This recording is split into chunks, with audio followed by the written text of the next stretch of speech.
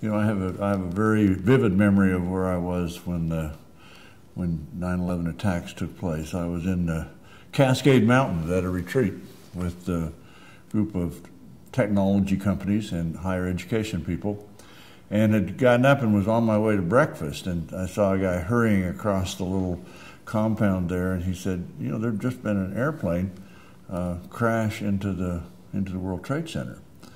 And of course, I guess I thought what everybody else thought, that there'd been some kind of commercial airline accident or something of that sort. And so I rushed into the dining hall where they had a big television set, and got there just about the time the second plane hit. And so I actually saw that happen on television, and it was just kind of a realization that we all had simultaneously, I think everybody who was connected in America, that this is not an accident, that there's something going on here.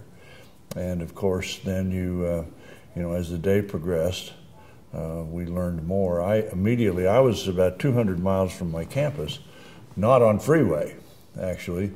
And so I got in the car immediately and headed back to campus. Was on my telephone with our campus the whole time. And I guess, you know, my history goes back a long way. I was born in World War II, or just before World War II, and lived through the Korean War and the Vietnam War and all of the Cold War stuff.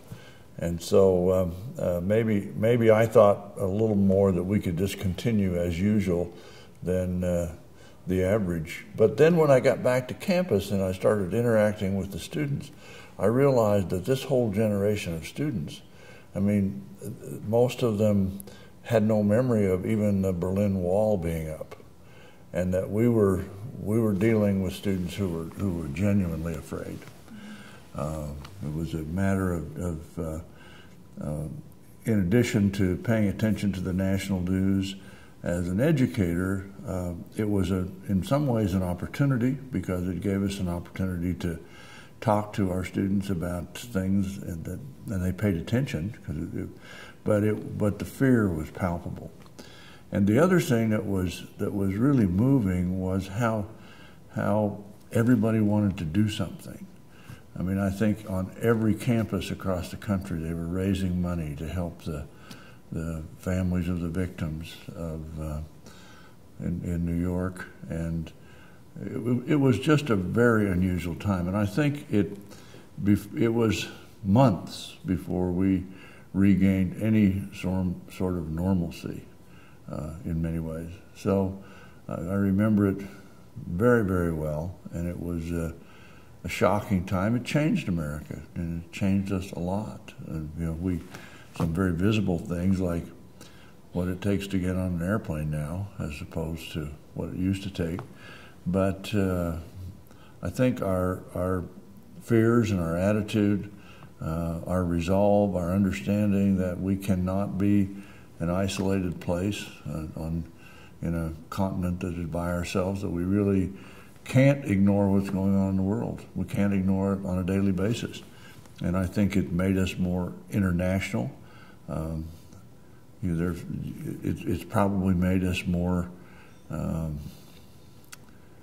It's made us more conscious of our own safety. It's also made us a little paranoid, I think. So I have no idea what students now who were, you know, our students were 9 or 10 years old for the most part when that happened. So that's now back in their history, and part of their growing up is this war on terrorism that we have experienced in the last 10 years, just as my growing up was the Cold War, and the notion that, you know, we were going to have an atomic attack at any moment or something like that. So it's a sobering kind of time, and it's one that we should remember as not just a memory in honor of innocent people who were killed, and in honor of all of the troops who now have been mobilized to try to find a way to combat those who would oppose our way of life. But I think also as a historical change. I mean, I think as you look back, this is going to mark historians in the future are going to take this event as a kind of a break point. I mean, it's like the Vietnam War was a break point, or the Great Depression was a great break point in our history. I really think this is one, and it's had some positive effects. I do think that our sense of who we are in the world and what the rest of the world thinks and believes has been greatly expanded as a result of this.